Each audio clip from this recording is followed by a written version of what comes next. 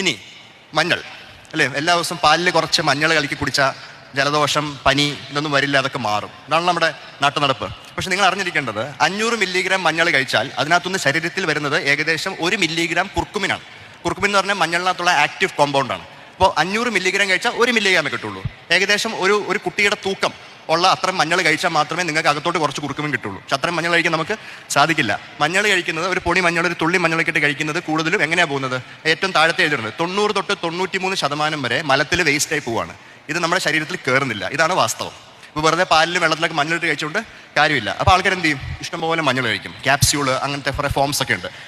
നമ്മുടെ കുരുമുളകൊക്കെ ഇട്ടൊക്കെ മഞ്ഞൾ കഴിക്കും, അതിൻ്റെ അബ്സോർപ്ഷൻ കൂടാൻ വേണ്ടി. അപ്പോൾ സംഭവിക്കുന്നതാണ് ഇത്. മഞ്ഞളൊരു സാധാരണ സ്പൈസാണ്. അത് നമ്മൾ കൂടുതൽ കഴിച്ചാൽ നമ്മുടെ രക്തം കട്ട പിടിക്കാനുള്ള പവർ കുറയും. ഇത് എൻ്റെ തന്നെ ഒരു രോഗിയാണ്, വളരെ ദയനീയാവസ്ഥയിൽ വന്നതാണ്. മഞ്ഞൾ കഴിച്ചാണ് അദ്ദേഹം ഡയബറ്റീസിന് വേണ്ടിയും ജലദോഷം വരാതിരിക്കാൻ വേണ്ടി കോവിഡ് കാലത്ത് കഴിച്ചതാണത്.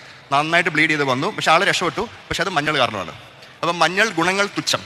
ഇത് ഞാനല്ല പറയുന്നത്, ഇതിപ്പോൾ ഇറ്റാലിയൻ ഗവൺമെൻറ് ഈയിടെ ഓഗസ്റ്റിൽ ഇറക്കിയ ഒരു പ്രസ്താവനയാണ്. അവർ പറഞ്ഞ് മഞ്ഞളുടെ ഹെൽത്ത് ക്ലെയിംസ് എല്ലാം നിങ്ങൾ നിർത്തിവെക്കാനാണ് പറഞ്ഞേക്കുന്നത്. അത് മാത്രമല്ല, മഞ്ഞളുള്ള മരുന്നുകളിൽ വാർണിംഗ് ലേബലും കൊടുത്തേക്കാണ്. മഞ്ഞൾ കഴിച്ചാൽ കൂടുതൽ പ്രശ്നങ്ങൾ വരും, ലിവർ കേടാവും, രക്തം കട്ടപിടിക്കാനുള്ള പവർ കുറയും, ബ്ലീഡിങ് വരും. ഇത് ഇറ്റാലിയൻ ഗവൺമെൻറ് ചെയ്തേക്കുന്നതാണ്, നമ്മുടെ ഇവിടെ അല്ല കേട്ടോ, നമ്മൾ ചെയ്യില്ല.